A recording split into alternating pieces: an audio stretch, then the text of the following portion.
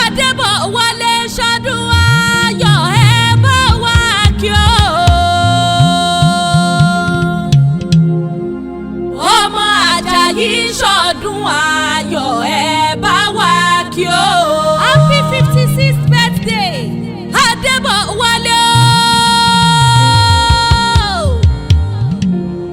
Adebowale Ajayi gbéra nílẹ̀ ọ̀dì ìdára tó wù ọ́ lọ́lẹ̀ fò ní ìdá. Ilé ló bá wà ní ọwọ́ òde, yàrá ló bá wà ní ọwọ́ dẹ̀dẹ̀, ẹ̀yìnkùlé ló bá wà ní ọwọ́ gangan, ilé máa gbẹ́sẹ̀ lọ́kọ̀ọ̀kan. Ojúlówó ọmọ wọn ní Igbisin Oloto, ọmọ Ikale ńlẹ̀ ń wò yẹn. Adebowale aláṣẹ àtolùdásílẹ̀ Ade building services tí ń bẹ ní UK ń ni mò ń pè yẹn. Ọmọlúra àjọbajú, ọmọ onígbìn lípèpé olú, ọ̀ní oyè, ọmọ olúgbọ́ ìwọ̀, ọmọ múnájẹmú òrùn jẹ nílé bàbá tó bí ọlọ́mọ gangan ni. Ẹ̀yin lọmọ ejò líláwọ̀ náà dẹ̀, ọ̀dẹ́ jùgò, ejò dùrùpa, ọmọ rẹ̀nẹ̀rẹ̀nẹ̀ bí udẹ. Ànúgbàyàmọ̀ nábèsẹ́ nílé bàbá tó bí ọlọ́mọ gangan ni. Ojúlówó ọmọ Ikale ńlẹ̀ ń wò yẹn. Ọmọ Ikale nìyẹn. Adebowale àwọn ọmọ rẹ̀ ló rán mi wá lóde tòní. Wọ́n ní ẹ wá máa bá wa kí bàbá wa. Wọ́n ní Adebowale àwa. Bàbá wa ni.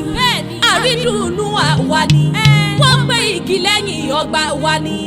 Wọ́n lé ẹ̀kọ́ ọdún lónìí ẹ̀sìn ikú àṣeyẹ. Ẹ̀mí rẹ̀ ó lò lẹ̀ yípẹ́ lágbára Ọlọ́run ọba.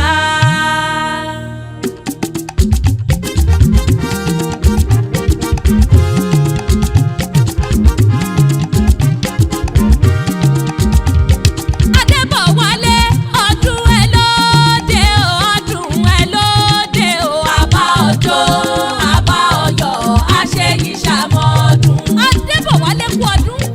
Ẹ kì í pọ́kú ọdún o, ẹ kì í pọ́kú ọdún o. Adebowale ní ṣọdún lónìí o, ẹ kì í pọ́kú ọdún. Ẹ kì í pọ́kú ọdún o, ẹ kì í pọ́kú ọdún o.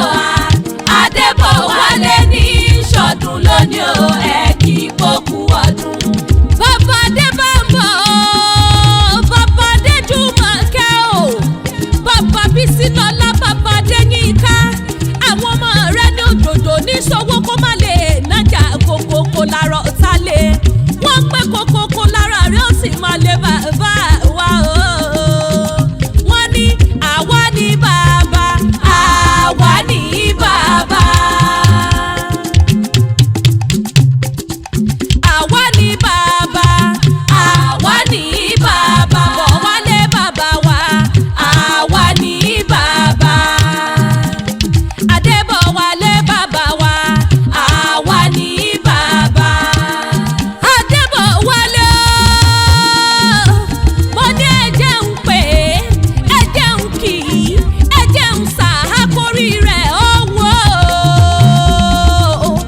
Adebowale ọmọ Ajayi o, ọdún mẹ́rìndínlọ́gọ́ta kì í ṣe kéré mi ọdún rárá. Kórí dákun má jọ fèyí ṣàṣemọ̀ láṣẹ lẹ́dùnmarè ọba. CEO of Ade building services ní United Kingdom ni mo ń kí lọ́wọ́lọ́wọ́. Ojúlówó ọmọ Ikale o, Igbisin Oloto ní ìṣẹ̀lẹ̀ bàbá rẹ̀ o. Óyá, óyá o, óyá dá lọ Igbisin Oloto o. Óyá, óyá o, óyá dá lọ Igbisin Oloto o. Àgbí ọmọ Ikale o, o.